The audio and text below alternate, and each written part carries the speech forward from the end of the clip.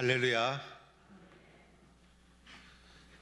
우리 교회는 오늘부터 항존직 선출 가정을 진행하게 됩니다. 주님을 사랑하고 교회 사랑하고 성도들 잘 섬기고 주의 종의 좋은 협력자가 되는 선하고 좋은 일꾼이 뽑혀서 이 일이 하나님께 영광이요 교회는 귀한 행복과 축복의 계기가 되기를 바랍니다.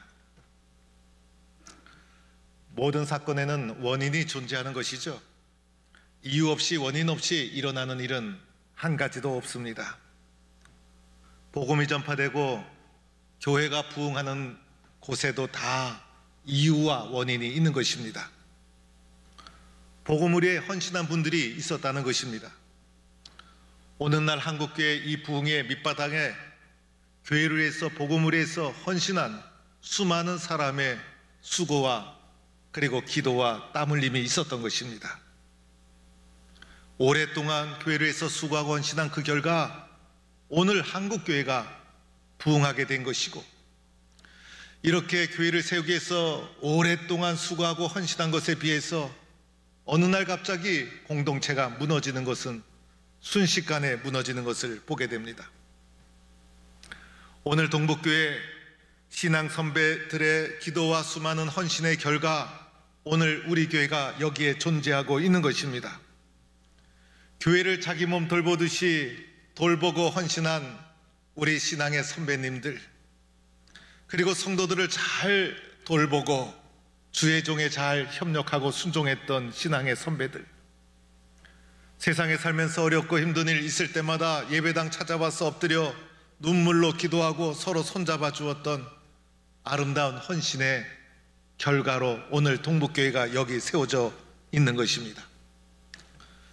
제가 포항 동북교회 부임해서 가장 많이 들었던 이야기는 목사님, 우리 교회는 순종 잘하는 교회입니다 라는 말이었습니다. 복음을 위해서라면, 교회를 위해서라면 순종하고 협력하고 도와주는 아름다운 전통을 가진 교회가 바로 우리 교회인 것입니다. 이 우리 교회 속에 한국 교회를 부흥시킨 교회의 아름다운 전통의 모습이 다 녹아져 있고 스며져 있습니다. 이 아름다운 신앙의 전통을 이어가는 좋은 일꾼이 되어야 할 터인데, 이런 신앙의 전통을 잘 이어가는 좋은 성도가 되어야 할 터인데, 오늘 우리들은 오늘 성경에서 초대교회, 교회의 성도들은 어떻게 교회를 섬겼는지, 어떠한 자세로 교회를 위하여 섬기고 힘썼는지, 어떻게 믿음의 길을 걸어갔는지 오늘 로마서 16장 성경으로 돌아가서 성경에서는 어떻게 교회를 섬겼는가 초대교회의 모습을 살펴보고자 합니다. 오늘 로마서 16장 마지막 장에 가서 사도 바울은 여러 명의 동력자들을 소개합니다. 사도 바울이 그의 서신 마지막에 동력자들을 소개하고 안부를 묻는 것, 그의 서신마다 나오는 늘 반복되는 양식입니다. 그런데 로마서에서는 자그마치 26명이나 되는 동력자들을 자세하게 소개하면서 한 사람 한 사람 그 사람들의 특징을 열거해 가면서 문안하고 부탁하고, 그래서 로마서 16장 마지막에 자그마치 26명의 동력자가 소개되고 있습니다. 로마서 16장 1절에 제일 먼저 나오는 베베라는 사람입니다. 이 베베 자매, 고린도에 가까운 갱그리아 교회의 일꾼입니다. 여기서 말하는 일꾼은 원어로는 오이코노스, 집사라고 번역될 수 있는 용어입니다. 그래서 이 베베는 갱그리아 집사의 여집사로 알려져 있습니다. 베베가 사도 바울이 지금 작성하고 있는 이 로마서를 사도 바울로부터 받아서 이 로마서를 가슴에 품고 먼 길 로마까지 가서 로마 교회에 전달해 준 분이 바로 이 베베 여집사일 것이다 라고 확신합니다. 이것 하나만 보더라도 이 베베 집사가 얼마나 헌신적인 사람이었는가를 우리에게 보여주고 있는 것입니다. 이 베베가 바울의 서신을 가지고 로마 교회에 도착했을 때 로마 교회 성도들이여 합당한 예절로 그를 영접하고 무엇이든지 그에게 소용되는 것을 도와주기 바랍니다라는 부탁의 글이 쓰여져 있는 것입니다. 그런데 베베가 도대체 어떠한 신앙의 특징을 가졌는가? 바울은 베베 집사를 가리켜 이렇게 설명합니다. 여러 사람과 나의 보호자가 되었다. 여러 성도들과 나의 보호자가 되었다. 이렇게 베베 집사를 소개합니다. 여기서 보호자라는 것은 돕는 자, 후원자라는 뜻을 가지고 있어요. 복음을 위해서, 교회를 위해서, 바울을 위해서, 성도들을 위해서 돕는 자요, 후원자였다는 것입니다. 어려운 사람을 후원하는 자고 주의 종을 돕는 자였어요. 어떻게 하면 복음을 위해서 잘 도와줄 수 있을까? 어떻게 하면 교회를 위해서 도와줄 수 있을까? 부모의 심정으로 도와주는 자가 베베 집사였다는 것입니다. 이것 하나만 하더라도 얼마나 아름답고 귀한 집사님이십니까? 3절에 보니 브리스가와 아굴라 부부가 나오죠. 바울은 이들을 그리스도 예수 안에서 나의 동력자다, 베베 집사는 보호자다, 그리고 동력자라는 표현은 브리스가와 아굴라에게 처음으로 적용을 해서 사용합니다. 바울의 사역에서 빼놓을 수 없는 귀한 동력자 브리스가와 아굴라 부부, 이 사람들은 원래 로마에 거주하던 사람이었어요. 그런데 로마에서 추방을 당합니다. 추방당한 이유가 아마 황제 숭배를 강요하는 것을 거부했기 때문으로 추정이 됩니다. 그래서 그들이 고린도에 왔다가 이곳에서 사도 바울을 만나게 됩니다. 사도 바울을 만나서 그의 복음을 받아들이고, 어떤 분은 바울을 만나기 전에 이미 복음을 가지고 있었다, 이렇게 추적하기도 합니다. 그러나 바울을 만나서 그 신앙이 더 강화되어서 고린도에서 브리스가와 아굴라의 집에서 고린도 교회가 시작이 됩니다. 바울과 함께 장막 깁는 일을 하면서 바울의 사역에 전적으로 동행하고, 그리고 좋은 동력자가 됩니다. 후에 바울이 에베소에 가게 됩니다. 에베소에 바울이 목회하고 있다는 말을 듣고 고린도에서 브리스가와 아굴라 부부가 에베소로 이주를 해서 에베소 교회를 함께 섬깁니다. 바울의 심령 속에 세계 선교를 향한 꿈과 비전이 있어서 로마를 향하여 내가 가야 되겠다, 어떤 일이 있어도 로마의 복음을 전해야 되겠다는 사도 바울의 비전과 꿈을 알고 브리스가와 아굴라가 상황이 나아지자 바울보다 먼저 로마로 돌아가게 되었다는 것입니다. 그래서 브리스가와 아굴라에 대해서 로마 교회에 사도 바울이 그의 서신에서 언급하고 있다는 것입니다. 브리스가와 아굴라를 바울은 어떻게 설명하고 있는가? 이 부부를 가리켜 사도 바울은 이렇게 설명합니다. 내 목숨을 위하여 자기들의 목까지도 내어 놓았나니, 내 목숨을 위하여 자신들의 목까지 내어 놓았다. 얼마나 놀라운 말씀입니까? 아무리 좋아도 내 목을 내어놓을 수 있겠습니까? 내 목을 내어놓을 수 있겠습니까? 오늘 말씀은 브리스가와 아굴라가 어떤 상황 속에서 목을 내어놓았는지 설명되지 않습니다. 그러나 바울이 복음을 전하다가 수많은 어려움을 당하지 않았습니까? 때로는 폭동을 만나고, 때로는 옥에 갇히고, 그리고 모함을 받고 생명의 위험이 처해 있는 위기적 상황에 놓여 있을 때 브리스가와 아굴라가 위험을 무릅쓰고 생명을 무릅쓰고 바울을 지켜주었다는 것입니다. 이것은 쉬운 일이 아니죠. 예수님이 십자가를 질 때 그를 사랑하고 고백했던 그의 제자들 다 뿔뿔이 도망가지 않았습니까? 교회가 위기에 처해졌을 때, 주의 종이 위기에 처해져 있을 때 옆에서 생명을 걸고 지키는 것 쉬운 일이 아니라는 것입니다. 즉 브리스가와 아굴라는 예수를 믿고 교회를 섬기는 일에 생명을 걸고 인생을 걸고 헌신을 했다는 것입니다. 그래서 바울뿐 아니라 모든 교회에 감사의 대상이었습니다. 브리스가와 아굴라를 생각하면 감사하다, 저분들만 생각하면 감사하다, 감사의 대상이었다는 것입니다. 5절에 나오는 에베네도라는 사람이 5절에 나옵니다. 아시아에서 처음 맺은 열매라고 표현하고 있습니다. 이교도 사이에 복음을 전해서 이 사람이 처음으로 복음을 받아들이고 예수 믿는 것 대단한 일입니다. 그런데 이 말씀은 첫 열매라는 뜻만이 아닙니다. 예수님께 바쳐졌다는 뜻이 있어요. 그래서 이 사람은 아시아에서 처음 맺은 열매이면서 예수님께 바쳐진 사람, 좀 더 선정적으로 표현하면 예수께 미친 사람, 예수님 일이라면, 교회 일이라면 제일 우선으로 헌신하고 섬기는 예수에게 미친 사람, 이 사람이 에베네도라고 할 수가 있는 것입니다. 6절에는 많이 수고한 마리아 이렇게 표현되죠. 성경에는 마리아라는 여인이 많이 등장합니다. 그런데 오늘 여인은 다른 여인이에요.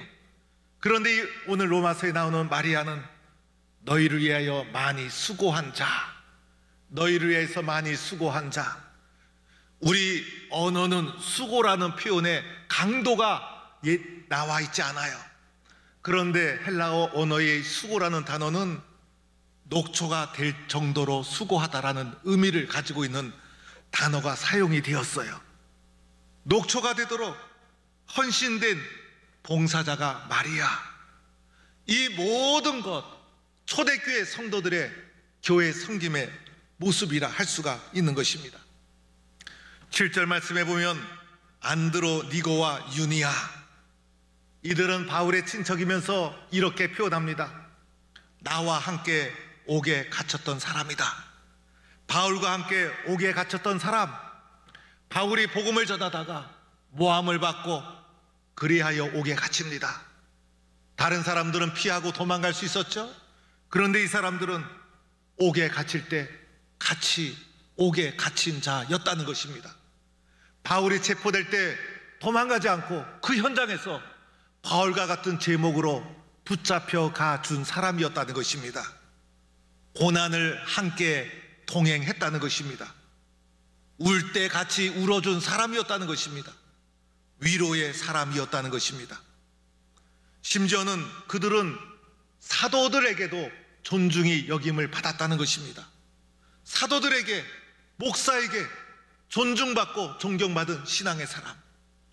교회를 섬기다 보면 저분은 목사보다 나아, 이렇게 보여지는 분들이 있어요. 그런 분들을 만날 때가 있어요. 바로 안드로니고와 유니아가 이러한 사람이었다는 것입니다. 이러한 모든 믿음의 섬김의 모습이 오늘의 교회를 만들어내었다는 것입니다. 8절에 암블리아, 주 안에서 내 사랑하는 분, 그리고 우리 바노와 그리고 수다구, 그리스도 안에서 우리의 동력자. 짧지만은 그 사람 한 사람을 동력자로, 사랑하는 자로 그 사람에 대한 신앙의 모습을 표현하면서 안부를 묻습니다. 아벨레에게 그리스도에게서 인정함을 받은 자라. 이 아벨레는 그리스도 안에서 인정을 받은 사람이었어요. 인정받았다는 것은 시험을 통과했다는 거예요. 어려운 힘든 과정을 잘 통과했다는 것이에요. 믿음의 길을 걸어가다가 어려움 당하고 시험 당하고 유혹 당하고 그때마다 휩쓸리지 않고 시험을 통과한 믿음, 그래서 인정을 받았다는 것입니다. 친척 헤로디아, 나기스의 가족 폭넓게 여러 사람을 문안을 합니다. 주 안에서 수고한, 주 안에서 수고를 아끼지 아니한 사람, 두르베나 두로보사, 주 안에서 많이 수고한 사람 버시. 오늘 12절까지 읽었어요. 그러나 이 이후에 계속되는 말씀 26명이나 로마서 16장에서 바울이 한 사람 한 사람 나의 동력자로 소개를 하면서 소개할 때마다 이분들의 신앙의 모습을 우리는 엿볼 수가 있습니다. 사랑하는 성도 여러분, 이 동력자들의 모습을 보면서 이들의 신앙 성품을 보게 되지 않습니까? 오늘 로마서 16장에 나오는 동력자들의 신앙 성품이 어떠했습니까? 복음을 위해서라면, 교회를 위해서라면 헌신하지 않았습니까? 충성했던 사람들입니다. 순종하고 자신을 바쳤습니다. 예수님의 사랑으로 섬기고 사랑했습니다. 겸손한 사람들이었습니다. 이들의 신앙 성품 속에서 시기, 미움, 다툼, 욕심 찾아볼 수가 없어요.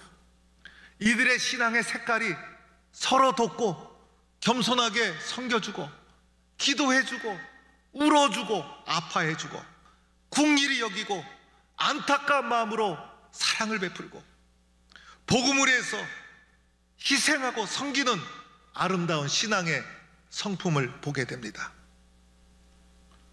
교회 안에 그 어떤 차별도 없어요.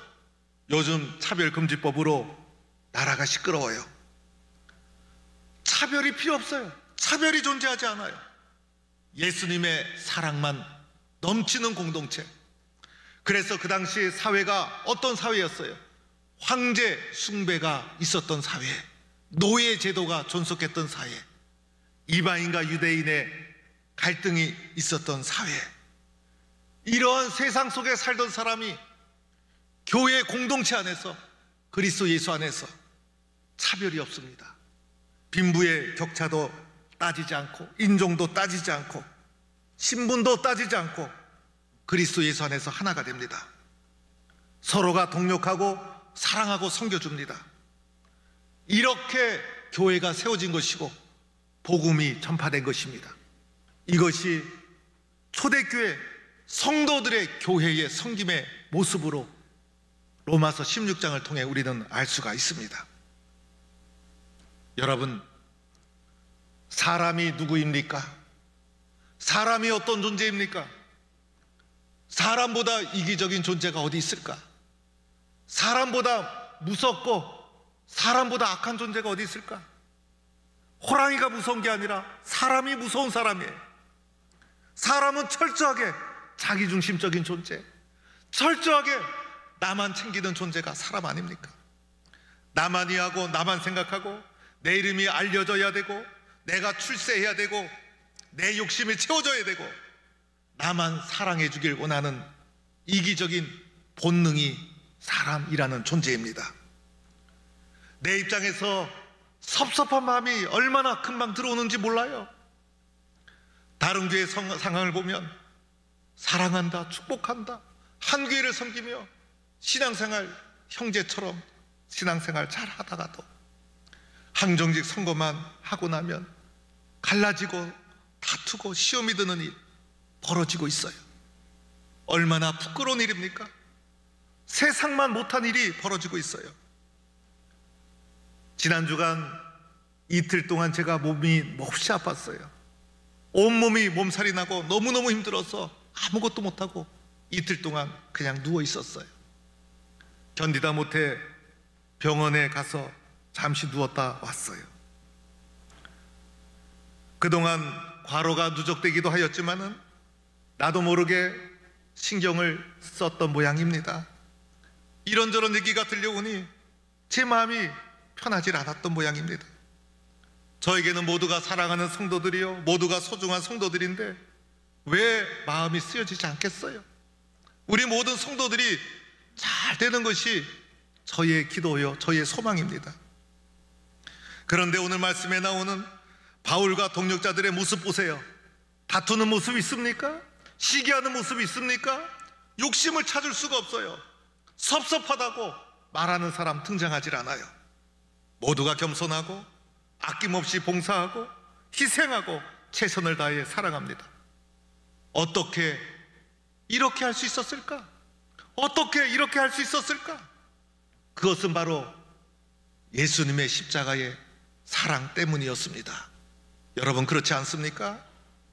나를 내려놓을 수 있는 것, 이기적인 내가 내 욕심, 내 욕망을 내려놓을 수 있는 것, 그 사랑 때문에, 그 은혜 때문에, 그 십자가의 사랑 때문에 우리는 나를 내려놓을 수가 있는 것입니다.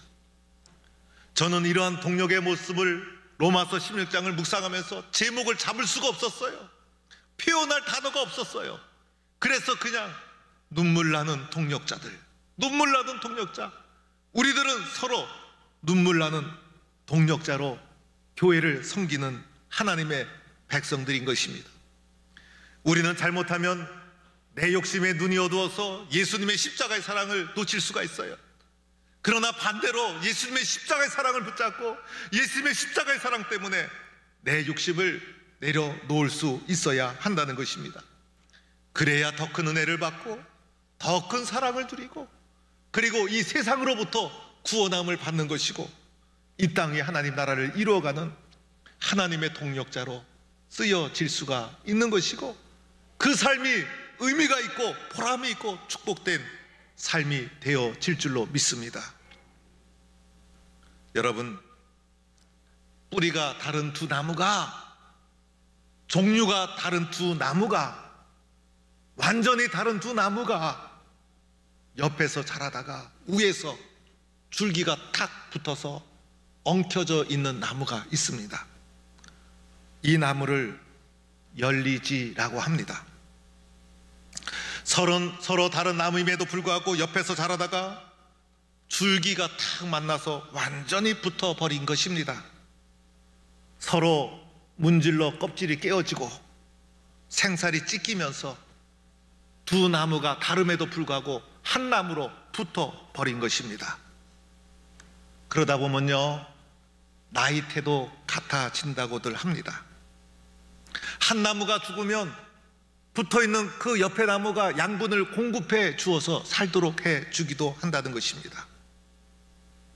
이러한 열리지를 세상에서 부모와 자식의 사랑 또는 부부의 사랑으로 표현하기도 합니다. 뿌리가 다르지만은 다름에도 불구하고 한 몸을 이루어 서로 도와주고 사랑하고 동력하며 살아가는 우리가 영적인 열리지라 할 수가 있습니다. 그래서 성경은 교회를 그리스도의 몸이요 우리들은 몸된 지체다 이렇게 말하고 있지 않습니까?